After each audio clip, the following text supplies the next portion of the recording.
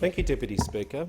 I want to make some remarks about partner visas. Now, it's a fact of life in modern Australia that Australians fall in love with people from other countries, and they may get married here or overseas. And it's only natural then that people want to bring their spouses or partners here to build a life, and often there's children involved too.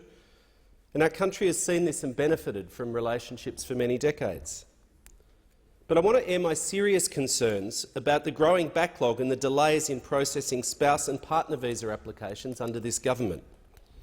There are now over 90,000 Australians whose family lives are stuck in limbo, waiting for years for their wife or husband or partner to get a visa. The queue and the processing times have been growing steadily for years, and this is a growing scandal. I see it every week in my electorate office, some weeks every day. I open the emails in the morning, there it is, another case. People who can't get an answer, who cannot understand why it takes so long. Many are separated from loved ones and children, they're running down savings, they're hopping between countries, they're unable to establish a household, accept employment or get on with their lives. Others, thousands, are living in Australia, just hanging out for years on bridging visas. Now, the issue for once in the department is not a shortage of resources, because people pay $8,000 now for a partner visa application. It appears that spouse and partner visas are being deliberately held up because the government has imposed a legally questionable limit on the number of places. This year, the government again cut the number of partner visa places to 39,799. Now, that's a cut of 8,000 places from the previous 2 years. It's harsh and it's cruel. That's a separate argument, though, because for most of the family migration program, and this is important, the minister has a clear legal power to cap and queue the number of places. Except that under the Migration Act, the spouse and child visa applications are different. They're supposed to be processed on a demand-driven basis. Indeed, Section 87 of the Act, which has been there for years, decades, explicitly provides that the minister's power to cap certain visas does not apply to spouse and child visa applications. So there's a genuine legal question over the minister's behaviour. Now, in 1989, the Hawke government introduced legislation seeking a power for the minister to cap annual spouse and child visa numbers. Didn't get through. In 1996, the Howard government again sought such a power for the minister. Yet on both occasions this parliament rejected the legislation. The Senate then did not want the minister to be able to cap the number of spouse visas issued. There was a view that Australians should be free to settle here with their spouses. And I'll quote Philip Ruddock, who was the shadow minister in 1989 and then later became the immigration minister. He said then, "I regard it as absolutely unconscionable for a government to say halfway through the year, we have enough spouses in now, no more husbands and wives." Now, I've been told that the department has had legal advice year after year for many years that what the minister is doing breaches the Act. Yet the queue continues to grow. Why? Well, because the government is hiding behind their annual planning level to cap the number of spouse visas issued every year, which is contrary to the intention of the Migration Act, the law.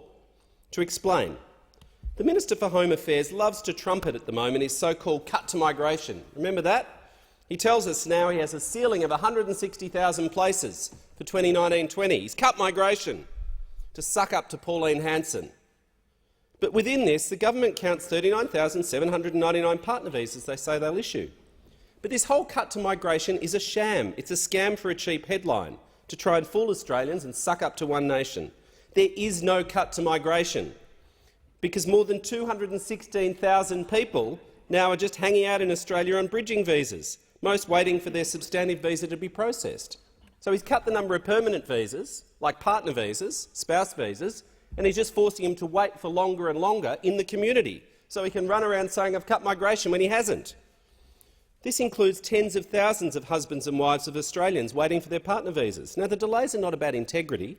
Of course, dodgy applications should be weeded out, but the refusal rate's been about the same for a long time, at about 10%. The delays are political. The government is deliberately not processing spouse visas just to manipulate the headline migration number for their own political purposes. I'm reliably advised that the government knows this may not be legal. They quietly removed the child visas from the cap in 2016. Didn't say much about that. The child visas are not subject to an annual limit now, but partner spouse visas still are. So what's the legal basis for this? Well, the Department of Home Affairs is very secretive about this and what's really going on. But FOI documents have revealed that the government stops and starts processing to manipulate the numbers. The email to overseas staff processing partner visas, I'll quote one, there's a whole bunch of them. Effective immediately, there are to be no further grants in the family stream until I come back to you with the number of places left available to grant before 30th of June 2018, including the spouse visas illegally in this cap.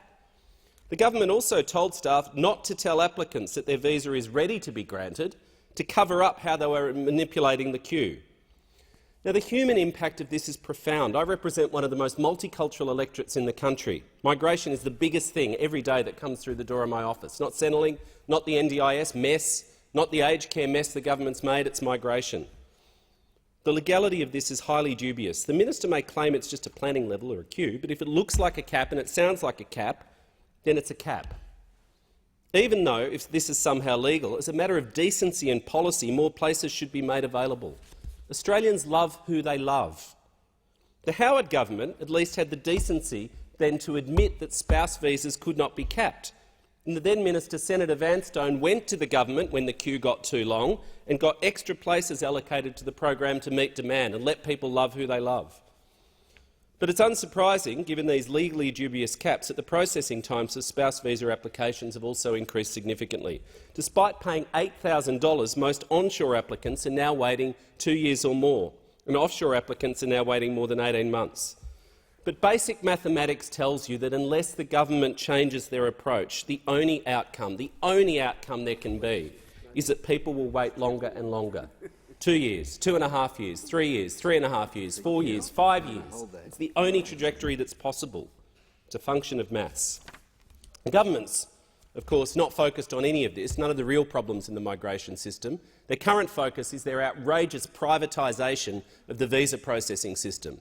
The billion-dollar tender that's out, still waiting. The Prime Minister's had to excuse himself from consideration because one of his Liberal Party mates, Scott Briggs, is in the running for the tender. The government should give away their privatisation plans and focus on fixing the system.